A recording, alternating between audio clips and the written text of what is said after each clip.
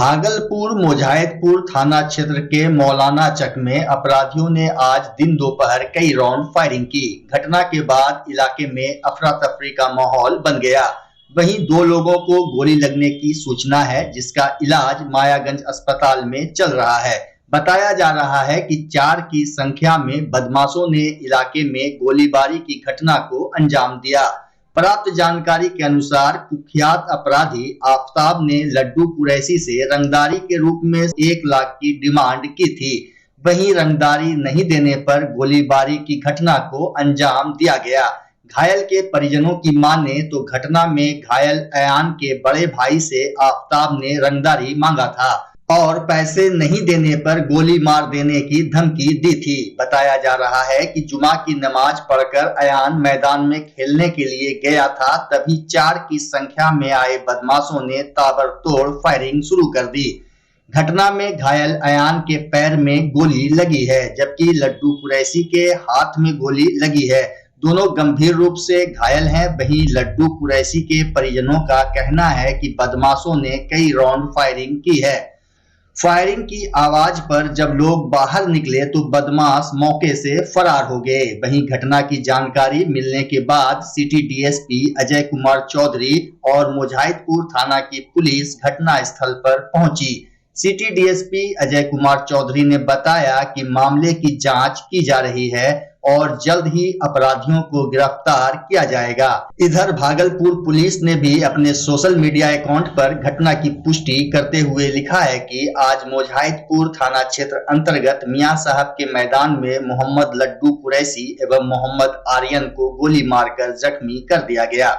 जख्मी व्यक्तियों को मुजाहिदपुर पुलिस द्वारा अस्पताल में भर्ती कराया गया। घटना स्थल का पुलिस उपाधीक्षक नगर एवं मुजाहिदपुर पुलिस द्वारा निरीक्षण किया गया। एफएसएल की टीम, टेक्निकल टीम को सूचित किया गया है। साथ ही आसपास के लोगों द्वारा आफताब एवं उसके साथियों द्वारा गोली मारने की बात कही गई है। सीसीटीवी एवं अन्य माध्यमों के जरिए पुलिस मामले की जाँच कर रही है। भाई के साथ खड़े हुए थे मैदान में, आफताब आया, छोटू आया, सद्दाम रोडे पे खड़ा रहा, फरहान तीनों के मैदान घुसा और मेरे भाई को दौड़ाया तो हम लोग भागे। उतने में गोली चलाया, पहले एक गोली आफताब चलाया, फिर फरहान चलाया, फिर छोटू चलाया। टोटल लोग 14-15 गोली चलाया। गोली किसको लगा? गोली लगा मेरे पापा के हाथ में और एक मैदान में बच्चा है उसको लगा पैर में। पापा क्या नाम? मोहम्मद लड्डू कुरैशी। क्यों मारना चाहा? रंगदारी मांगी था सर 4 दिन पहले 1 लाख रुपया आफताब तो नहीं दिया था। मीट का दुकान है जी, खस्सी का, मिर्जान में। हत्या जो हुआ था वही सद्दाम और उसका साला, यही लोग रंगदारी कर रहा कि 1 लाख रुपया मेरे मालिक से मांग रहा। मेरा मालिक कह हम मेहनत कर कमाते हम नहीं देंगे। आज उसी में 4 दिन से हम मुजाहिदपुर थाना जा रहे हैं। मुजाहिदपुर थाना कहता कि गोली लेके आया, मारा नहीं है, चलिए निकलिए। हम औरत जात माँ बेटी चले आए। हम बोला छोड़िए, टेंशन नहीं लिए। आज नमाज पढ़ के बाबू निकला, टोपी सर पे बाबू के था। बाबू घर आया, घर से फिर जरा सा बाहर गया कि अम्मी हम आते हैं चाय पी के। हम ला जाओ बेटा, चाय जैसे पीने गया इसका धर ली गोली चलाई तो बाबू गिरता पड़ता, घर भागा। मेरे को बचाओ बचाओ, सारे मोहल्ले का आदमी जुटे। और जब बाहर निकल गए, ये बाहर निकले जैसे बस इसी पर गोली चला दी। बस एक मैदान में लगा। यहाँ देखिए, यहाँ के मैदान देखिए, हाथ में लगी हुई, बच्चे को पैर में लगा है। बच्चा तो खेलता है वहाँ पर, बगल का बच्चा, मेरा बच्चा नहीं है, बगल का पड़ोसी का बच्चा। अब मेरे बच्चे को गोली आफताब ने चलाया। यहाँ पे मौलाना चक मियाँ जी का मैदान है। रहमत कुरैशी के भाई लड्डू कुरैशी, उस पर गोली चलने की सूचना प्राप्त हुई थी। प्रथम दृष्टया यहाँ के घटनास्थल के विजिट करने पे लोगों द्वारा ये बताया गया है कि आफताब, सद्दाम और 2 और लोग के द्वारा मिलकर के पे गोली चलाई गई है। घटनास्थल से कुछ खोखा भी बरामद हुआ है और यहाँ पे सीसीटीवी और चीज़ों की पहचान की जा रही है। जो घायल व्यक्ति हैं उसमें 2 लोग घायल हुए हैं। लड्डू को हाथ में गोली लगी है और एक बच्चा है छोटा 12 साल का, आर्यन नाम है, उसको भी पैर में गोली लगने की सूचना मिली है।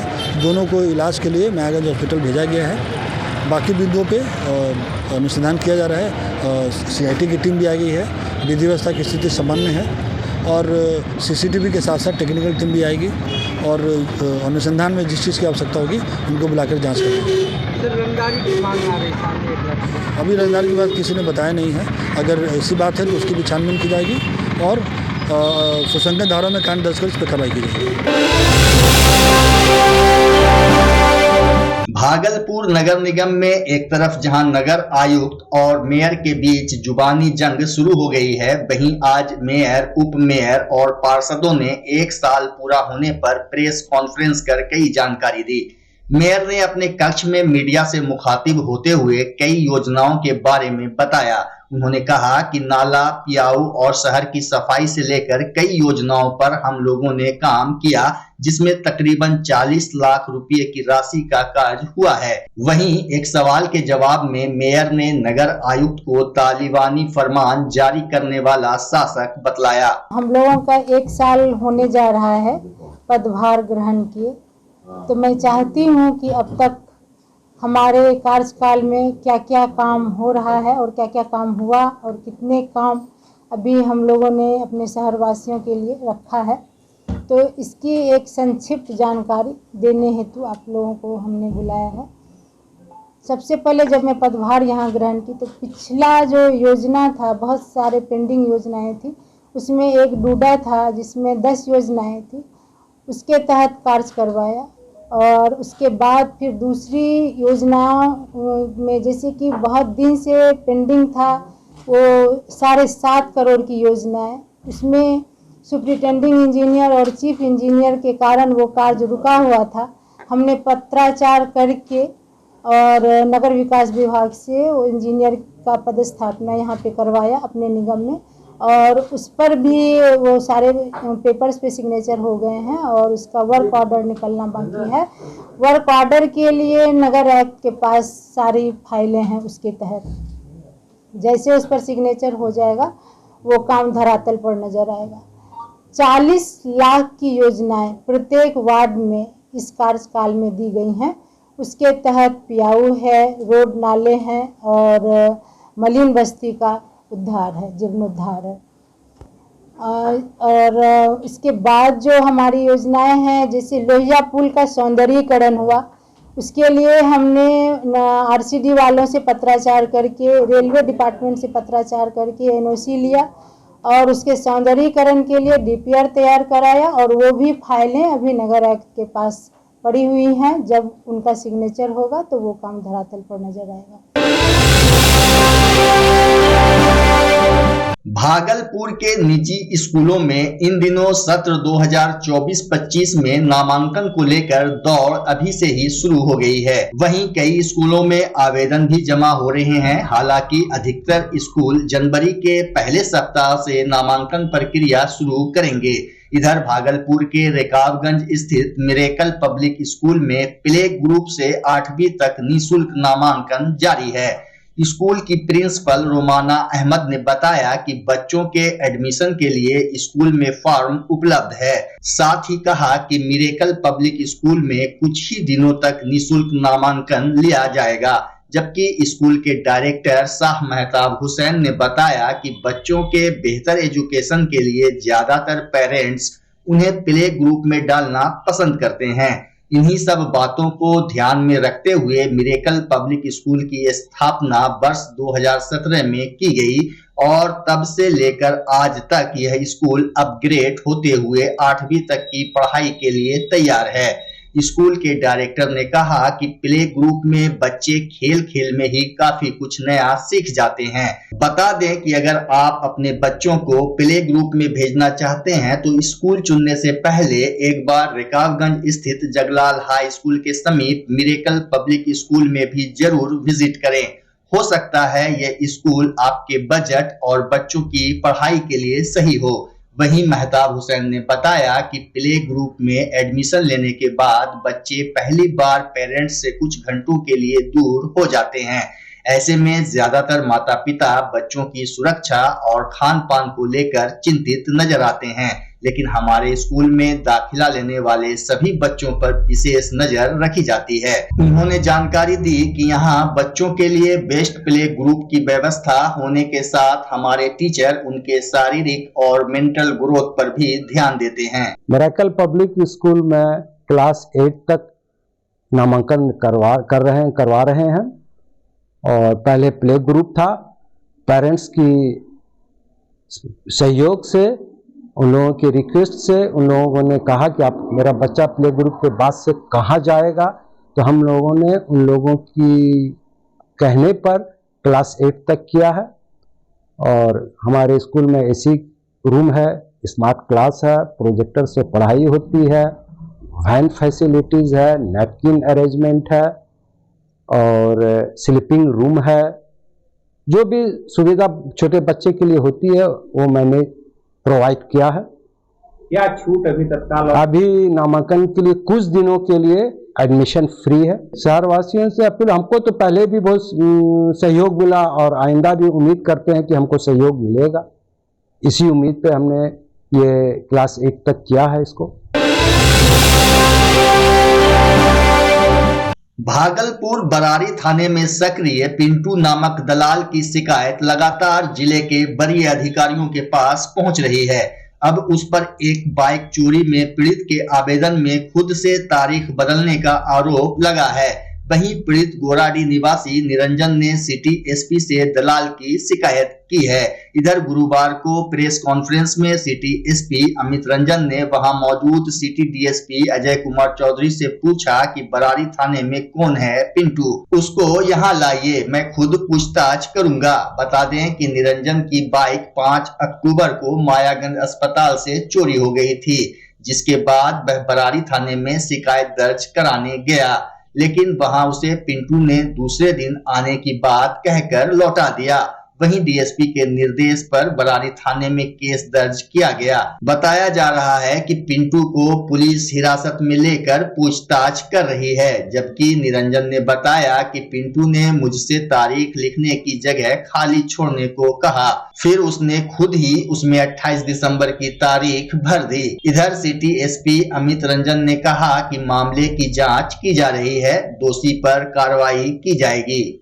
निरंजन कुमार नामक एक व्यक्ति हैं जो आज मुझसे मिले भी। उन्होंने बोला कि उनका जो बाइक था वो अक्टूबर माह में चोरी हुआ था और वो आज मेरे पास मिलने आया। आज दिसंबर लमसम ख़त्म होने वाला है, तो मैंने उनसे वही बोला कि आपको इसकी जानकारी पहले दे देनी चाहिए थी, तो हम लोग कार्रवाई करते। और अभी भी जो उन्होंने आवेदन में तथ्य लिख के दिए हैं, कोई पिंटू नामक शख्स है जो बरारी थाना में, जिसने इनको बोला कि एफआईआर बाद में कर देंगे और 2-3 दिन तक इनको टहलाया, लेकिन उसके बाद भी हमसे इनकी मुलाकात अभी तक नहीं हुई थी। आज ये ऑफिस में आए हैं, तो हम उसके जो भी तथ्य सामने आ रहे हैं, पिंटू या कोई भी है जिसके चलते इनकी एफआईआर नहीं हुई है, उसकी हम जांच करेंगे। और जो भी ये तथ्य दे रहे हैं कि उस दिन उनसे बात हुई थी, तो उसका सीडीआर वगैरह अवलोकन करके हम लोग पता लगाते हैं कि पिंटू नामक शख्स वहाँ थाने पे था या नहीं था। और गहन जांच के बाद हम लोग अगर ऐसा कुछ है तो उसके ऊपर कार्रवाई भी करेंगे। और जहाँ तक एफआईआर की बात है, तो ये तो सीआरपीसी में नहीं है। मैं अगर थाने पे आपको कोई इशू है तो आप सीनियर ऑफिसर से मिल सकते हैं, तो वो ना ही डीएसपी सिटी से मिले ना ही मुझसे मिले। आज लगभग 2 महीना हो गया, उसके बाद हमसे मिल रहा है, तो ये भी थोड़ा संदेह क्रिएट करता है। अगर किसी को भी कोई इशू हो तो वो हमसे 3 दिन 2 दिन 4 दिन बाद मिल सकते थे। पिंटू के ऊपर हम लोग अच्छे से जाँच करके और जो भी मामले सामने आएंगे उसके ऊपर कार्रवाई की जाएगी। और किसी भी प्राइवेट इंसान को थाने में रहने की अनुमति नहीं है। अगर ऐसा पाया जाता है कि वो थाने में थे तो उनके ऊपर सख्त से सख्त कार्रवाई की जाएगी।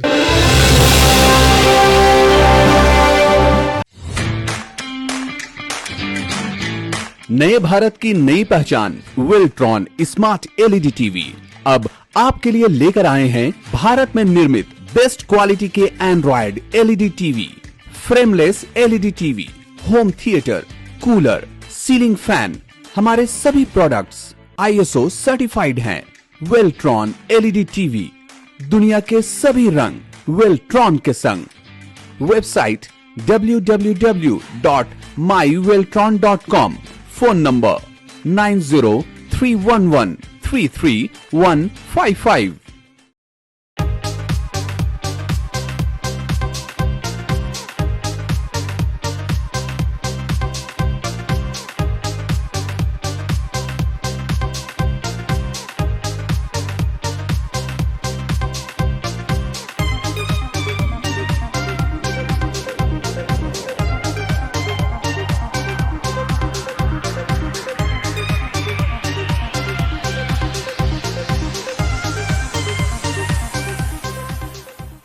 बच्चा जब जन्म लेता है तो कई बार बच्चा तुरंत नहीं रोता है, रोने में देर हो जाता है। ऐसे में बच्चा क्षतिग्रस्त हो जाता है और उसके बचने की संभावना कम हो जाती है। और यदि बचा तो भविष्य में उसमें विकलांगता की समस्या आती है, जिसे सीपी कहते हैं, जिसका कोई माकूल इलाज नहीं है और ज़िंदगी भर बच्चा विकलांगता से जूझ सकता है। ऐसे में पूरे संसार में कूलिंग थेरेपी का सहारा लिया जाता है। जन्म से ठीक 6 घंटा के अंदर यदि उसको कूलिंग थेरेपी दिया जाए तो उससे उसका सीपी की समस्या कम होती है और बचने की भी संभावना बढ़ती है। पहली बार बिहार झारखंड में आपके शहर के स्नेह नवजात शिशु बाल सेवा केंद्र में यह मशीन उपलब्ध है। कभी भी ऐसी बात हो कि बच्चा रोने में विलम्ब हो गया तो आप स्नेह नवजात शिशु बाल सेवा केंद्र में जरूर संपर्क करें।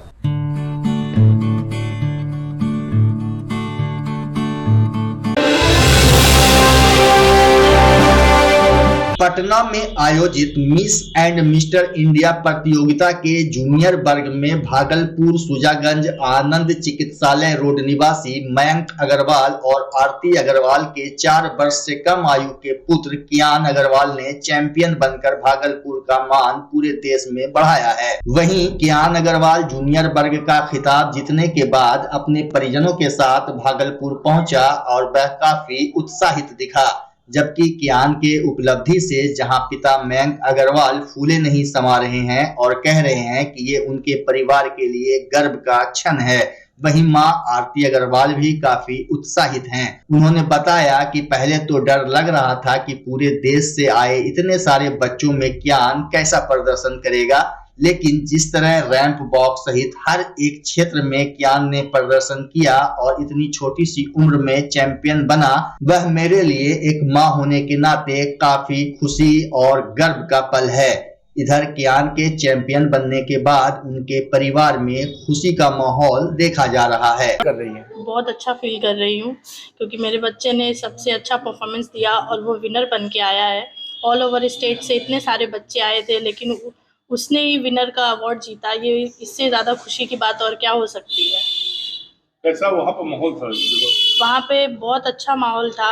उसने बहुत अच्छा रैंप वॉक किया। रैंप पर इतना अच्छा परफॉर्मेंस दिया उसने कि मैंने सोचा भी नहीं था कि वो इतना अच्छा परफॉर्मेंस देगा और विनर बन के आएगा। क्या नाम है आपका? आरती अग्रवाल। कितना गर्व करते हैं अपने बच्चे पे? बहुत ज़्यादा प्राउड कर रही हूँ मैं अपने बच्चे पर। मुझे बहुत खुशी है। कैसा फीलिंग कर रहा है? मुझे बहुत गर्व महसूस हो रहा है ये बात सुन करके। कियान ने प्रथम स्थान हासिल किया है इतने बच्चों के बीच में। उसने जाकर के जिस हिसाब से रैंप वॉक किया, अपना प्रतियोगिता में प्रथम स्थान हासिल किया, मुझे यकीन नहीं था कि ये प्रथम स्थान हासिल करने लायक वहाँ पर बच्चा होगा, जबकि इसकी उम्र महज 4 साल होने वाली है मार्च में। अभी ये सिर्फ 3.25 साल का है, लेकिन इसने हमें बहुत गौरवान्वित किया है। पटना में, पूरे बिहार में इसका नाम हो रहा है। आज कटिहार में, सहरसा में सब तरह के बच्चे, मुजफ्फरपुर के बच्चे वहाँ पर मौजूद थे, जिसमें इसने प्रथम स्थान हासिल किया। ये मेरे लिए बहुत हर्ष की बात है। बच्चों की सुरक्षा और भविष्य की रक्षा के सवाल पर गुरुवार को भागलपुर कला केंद्र में सेमिनार का आयोजन हुआ। मुख्य अतिथि के तौर पर बिहार राज्य बाल श्रमिक आयोग के अध्यक्ष डॉक्टर चक्रपाणी हिमांशु मौजूद थे। उन्होंने कहा कि बाल श्रम होने से शिक्षा, स्वास्थ्य, बचपन एवं जीने की आजादी खत्म होती है। साथ ही कहा कि बिहार सरकार लगातार बच्चों की सुरक्षा एवं भविष्य के लिए काम कर रही है। शिक्षा एक मौलिक अधिकार है। इस अवसर पर प्रोफेसर योगेंद्र महतो ने कहा कि पहले बच्चे माता पिता के साथ श्रम एवं शिक्षा पाया करते थे। मौके पर वर्धा विश्वविद्यालय के पूर्व कुलपति मनोज कुमार ने कहा कि बच्चों को आगे बढ़ाने के लिए गांव-गांव जाकर बाल श्रम के विरुद्ध जागरूकता अभियान चलाया जाए। वहीं सेमिनार को सुनील अग्रवाल, ज्योति जायसवाल, अर्जुन शर्मा, अमरेश, शिशुपाल भारती, सार्थक भरत, अनीता शर्मा, उदय और राहुल ने भी संबोधित किया। तो सबसे पहले मैं बताना चाहता हूं कि बच्चों की सुरक्षा और बच्चों के भविष्य के बारे में बाल श्रमिक आयोग लगातार प्रयास कर रही है। बच्चों के सुरक्षा के सवाल पर हर जिले में हमारे श्रम संसाधन के पदाधिकारी हर हमेशा लगे रहते हैं कि किसी तरह की बच्चों के साथ, चाहे दूसरे राज्य में जाकर के काम करने का हो या उनके साथ कुछ भला फुला सलाह करके उसको ले जा करके दूसरा काम करवाता हो, वैसे काम से वो बचे, उनकी सुरक्षा करके उसको विद्यालय भेजे, शिक्षा की ओर ले जाए और उसका ध्यान केंद्रित करने के लिए लगे हुए हैं। भागलपुर पुलिस जिला नवगछिया के एसपी सुशांत कुमार सरोज ने कार्य में लापरवाही को लेकर 3 पुलिसकर्मियों पर बड़ी कार्रवाई की है। एसपी ने एसआई समेत 3 पुलिसकर्मियों को निलंबित कर दिया है। वहीं नवगछिया एसपी ने प्रेस वार्ता के दौरान विस्तृत जानकारी दी। कल जो है 6 अभियुक्तों की गिरफ्तारी हुई है और 107 निर्दिष्ट शराब बरामद हुआ। इसी क्रम में कुछ लापरवाही भी हमें सामने आई, क्योंकि यह स्पष्ट निर्देश है कि वायरलेस 24 आवर्स सेट खुला रहेगा। वह पदाधिकारी पुलिसकर्मी प्रति होनी चाहिए, वो देखते रहे। मोबाइल सरकार का जो लैंडलाइन फोन है सरकारी, वो हमेशा चालू रहे और यदि गड़बड़ है तो फिर वो इन्फॉर्म करे ताकि उसे दुरुस्त किया जा सके। तो कल हम खुद क्षेत्र भ्रमण में थे तो कंट्रोल से मैं खुद वायरलेस से बात कर रहा था। लगभग कंट्रोल के माध्यम से भी थाना प्रभारी थाना जुड़े, लेकिन रंगरा थाना इसमें नहीं जुड़े। हम स्वयं गए तो वहाँ पे जो पदाधिकारी एसआई संदीप कुमार झा थे और वायरलेस सिर्फ बंद था। ये गंभीर लापरवाही और जो उन्होंने मौखिक जवाब हमें दिया, कोई जवाब संतोषप्रद नहीं था, तत्काल उन्हें निलंबित किया गया। उसी प्रकार जो ERV है 112 की गाड़ी मकनपुर चौक लगा हुआ पाया, वहाँ ड्राइवर था और वहां से एक ही पुलिसकर्मी होमगार्ड प्रस्तुत था, जबकि उसमें एक पदाधिकारी और 2 सिपाही प्रस्तुत थी। तो पदाधिकारी और सिपाही, पदाधिकारी में सैनी अजय कुमार और सिपाही 352 टिंकू कुमार बिना किसी अनुमति का अनुपस्थित पाए गए। हमने ड्राइवर से भी और जो होमगार्ड से पूछा, कहीं हो सकता है लघु शंका में गया हो, कोई शौच करने गया, ऐसी कोई बात भी नहीं पाएगी। दोनों जो थे वो कोई जानकारी नहीं थी कि पदाधिकारी और सिपाही क्यों नहीं आया। इस प्रकार की गंभीर लापरवाही।